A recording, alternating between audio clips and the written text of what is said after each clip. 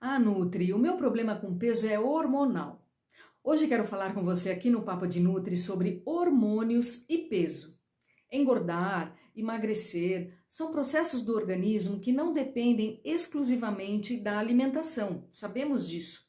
Esses mensageiros químicos que regulam os diferentes processos em nosso corpo, como apetite, metabolismo, distribuição de gordura corporal, são secretados na nossa corrente sanguínea pelo sistema endócrino e a compreensão de suas funções são importantes tanto para o nutricionista quanto para o paciente, principalmente frente a alguns hormônios que podem afetar o ganho ou a perda de peso. Mas não quer dizer que eles sejam os principais causadores, né, deste processo, mas é importante, é de extrema importância o acompanhamento, por exemplo, com o médico do paciente. Então vamos a alguns tipos de hormônios aqui. Hormônios da tireoide. A tireoide é uma glândula localizada no pescoço que libera hormônios com diversos efeitos, como frequência cardíaca, temperatura corporal, a taxa metabólica, ou seja, a taxa que temos a queima de calorias. Os dois principais hormônios tiroidianos, T4, tiroxina, e T3, triodotironina. Um exemplo clássico, hipertiroidismo. Ocorre a secreção a mais do hormônio, o que pode provocar, por exemplo, aceleração de batimento cardíaco, dificuldade para dormir e até uma perda de peso acelerada. No hipotireoidismo, ocorre uma menor secreção desse hormônio, podendo reduzir a taxa metabólica, levar ao ganho de peso, além de outros sintomas como desaceleração dos batimentos cardíacos, cansaço e até sonolência. Mas é claro, todo esse acompanhamento deve ser realizado pelo médico. Um outro hormônio, grelina. A grelina é um hormônio considerado hormônio da fome, pois a sua principal função é estimular o apetite. Ela é produzida nas células do nosso estômago, se encontrando aumentada em períodos de jejum prolongado e estado de hipoglicemia, como se fosse a responsável em avisar ao cérebro que é hora de comer. Normalmente, 4 horas de jejum já pode ocorrer esse aumento da grelina circulante. Mas é importante observar nos pacientes, por exemplo, que alguns realmente não conseguem ficar muitas horas em jejum porque já começam a sentir fome e podem chegar nas refeições principais com muita fome. Então, grelina, hormônio da fome. Outro hormônio, leptina.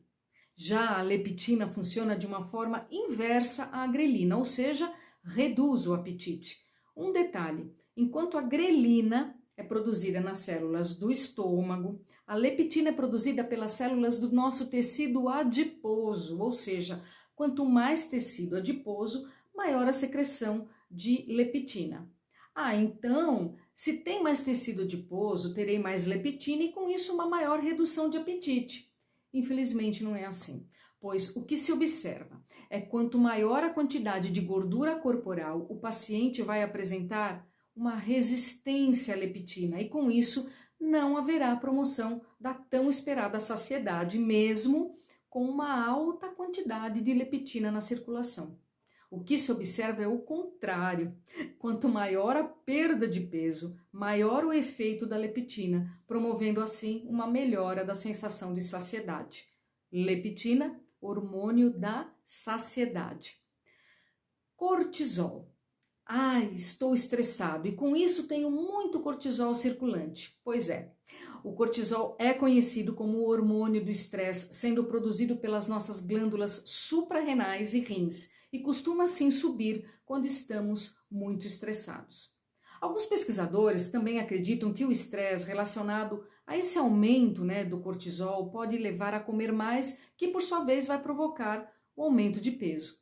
Assim, gerenciar todo esse momento de estresse, é muito importante para esse controle de peso, por exemplo.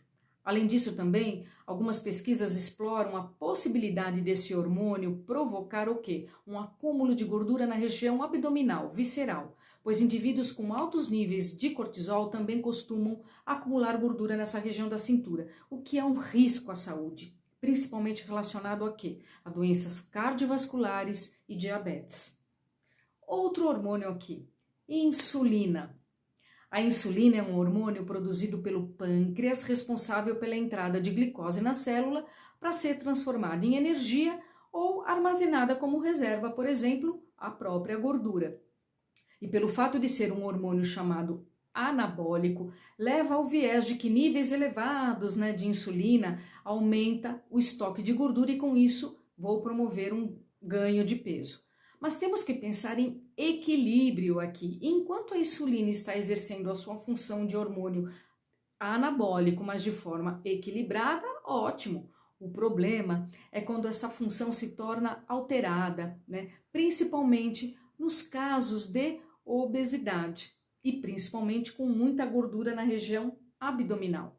A atenção deve estar sempre presente, por exemplo, na chamada resistência à insulina, que pode ocorrer justamente nos casos de obesidade, onde as células de gordura, aquelas da região abdominal, vão desencadear toda uma reação lá no fígado, levando a um aumento do armazenamento de gordura, maior produção de glicose e com isso aumenta o quê? A glicemia, a famosa glicemia alterada pela resistência à insulina.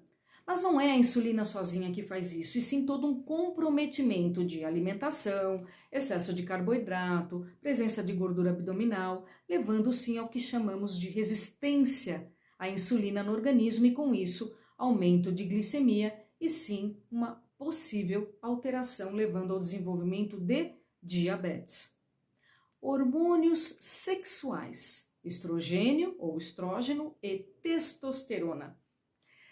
Dentre os hormônios sexuais que podem afetar o acúmulo e distribuição de gordura no corpo, temos o estrogênio, que é o hormônio sexual feminino, que vai determinar a gordura mais localizada na região da coxa e quadris, E na menopausa ocorre uma diminuição desse hormônio e as mulheres começam a acumular menos gordura na coxa e quadril e mais gordura onde?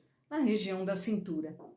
A testosterona, que é o hormônio sexual masculino, estimula a formação, por exemplo, de massa muscular e reduz os níveis de gordura corporal. E com o passar dos anos, os níveis desse hormônio também começam a diminuir e aí aumenta essa razão de aumento de peso, maior concentração de gordura e principalmente na região abdominal nos homens com o passar desses anos.